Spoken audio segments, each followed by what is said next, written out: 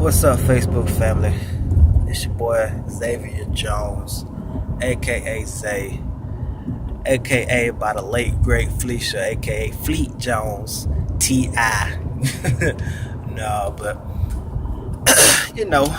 just cruising, just getting off work, man, vibing, talking to God.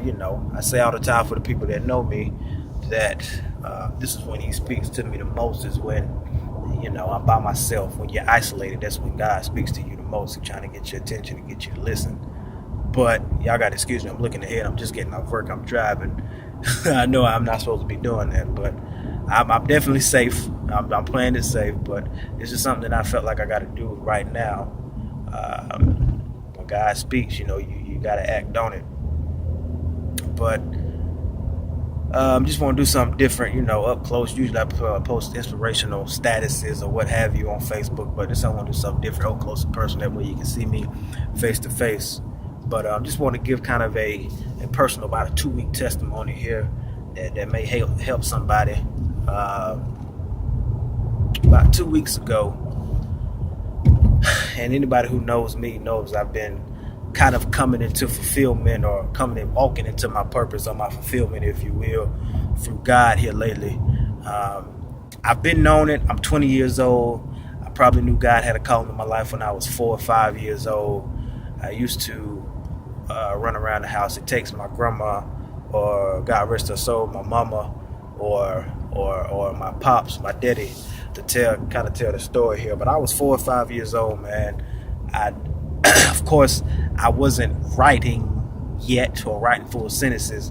Wasn't writing no sermons or nothing like that. But I can remember pulling up at the house on Sunday mornings, from church on Sunday mornings. At the time I was attending Mount Sinai World Outreach Ministry, my home church where I grew up. And you couldn't tell me that I wasn't Bishop Terry McCaskill Sr. You couldn't tell me. I used to go home. I used to preach full sermons. I mean, just nonstop, back to back, for at least 10, 15 minutes by myself, just saying stuff. Half the stuff I remember what I said, but I can remember that, and I still do. It blows people's minds what I was doing, how I was doing it. At the time, I'm thinking I'm just playing, but I didn't know that God was speaking to me on a reality basis as a young child. So I've had this calling, this purpose on my life ever since I was little, since before I got here. I mean, God places your gifts into you while you are in your mother's womb, before your time. But about 2 weeks ago, it started hitting me so hard that some of the stuff I was saying, how many people who was coming to me saying, man, you don't realize how much you're helping me, or how much you're touching me, keep your statuses coming. It really kind of took me aback. And anybody, I'm not sure who I'm talking to, but I know out of all the people that I got on my Facebook wall, or on my friends page, that I can't be the only one that God is speaking to. I can't be. I know there's some people out there that's kind of like me in the past few weeks here, that's scared of it. You don't know how to take it. You're running from it. You're doing all kind of stuff to draw you away from what God has on your life. Now, that is the hardest part of God speaking to you, because when you hear it, even if you listening to it or not, but when you hear it, that's when the greatest distractions come into play to try to keep your mind away from what God is trying to tell you to do. So just so happened, mine is my job.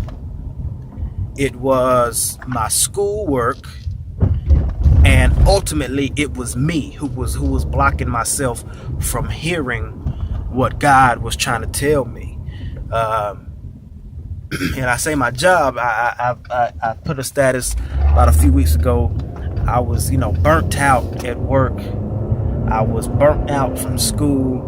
I felt like I just didn't want to get up and live my life, or live my life today, because I was quote unquote too tired, but yet I still got up. Now, what bothered me about the situation to myself was how I could get up every morning as tired as I was, but I could press my way to work a job from 3 p.m. to 12 a.m. On Tuesdays and Thursdays, of course, I'm off of work on Tuesdays, but I can get up and be at school at 9:25 on time, and I won't leave there till 1:40.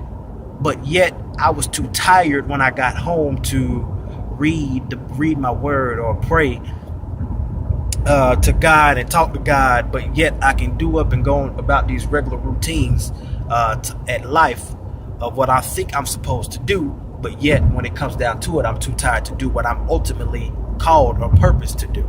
So it hit me today. I had kind of a nervous breakdown. I was crying. I couldn't get myself together. And it finally hit me on my way to work. And what God told me was that it was so amazing to me, because I promise you, God never ceases to amaze me. But as I'm driving to work and I'm thinking about how much I don't want to go to work or how tired I am, but I'm pressing my way through. And my pastor, Apostle Sammy Smith, confirmed it with a story he told. And I'm kind of hitchhike off his story a little bit, kind of shortcut it here. But he was driving and the rain was coming down so hard. And he was speaking to the elements. He was speaking to God, trying to make it through. And it didn't stop until he got to his destination. And he's wondering why God didn't stop it in the midst. And he asked himself, he hears from God and says, are you going to thank me from getting you through the storm? And it called home with me so quick, because at my mama's funeral almost 3 years ago, and I didn't think about it to this day.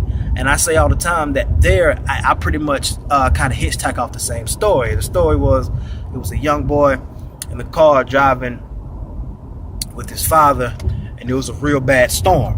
And he was driving through the storm, and the son, his dad, I want you to stop. Are you gonna stop? And dad says, no, we're gonna keep on pushing. So the little boy is wondering. He's seeing his cars on the left side of the road, on the right side of the road, all stopped in the middle of the storm, and they're just waiting till the storm pass over.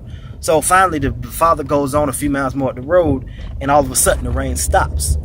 That's when the dad pulls over, and the son's, he's wondering, what is dad doing? He tells him to get out the car, and he pulls him out the car. He tells him to turn around and look. The cars that are still stuck in the storm they're stagnant. They're not going nowhere. Everybody who pulled over and stopped, they are still stuck in the storm. So, and it wrecked home with me so good, because the story that I told 3 years ago, I didn't realize I was telling to myself 3 years later. And all of a sudden, my pastor comes back and confirms it today. And it hit me so hard that no matter what you go through in this life, no matter how hard it gets, no matter how tough it gets, you can't pull over. You can't stop. You can't stand stagnant. You can't get complacent with where you are just because you don't want to try to overextend yourself. But you just got to keep pushing through the storm. You got to keep going. Just like the song says, that no more cloudy days. One day you're going to realize that your sun is going to shine. One day you're going to realize that your storm is going to be over. And you just got to keep pushing to that next point in life. I mean, you got to think about it. Romans 8:18 says, for I reckon that the sufferings of this present time can't even be compared to the glory that's going to be revealed in us. And what that simply tells me is that everything that we go through right now, the struggles, the hurt, the tears, the stress, the depression, to me, that is a launching pad for your success, for your calling that God has on your life. So no matter how tough it gets, this is coming from me, my own personal testimony from the time my mama passed up until 2 weeks ago. You can't stop. You can't pull over. You got to keep pushing. I know if I can do it, something tells me that everybody on my Facebook who watches this video, y'all can do it 10 times better, 100 times better. Only thing about it, you got to keep God first. You can't ask him why. And just like my pastor said, when you finally get to your destination and it stops, what you gonna do? You gonna complain about not stopping when you wanted to stop, or you gonna celebrate and thank God for getting you through what could have killed most people? God bless.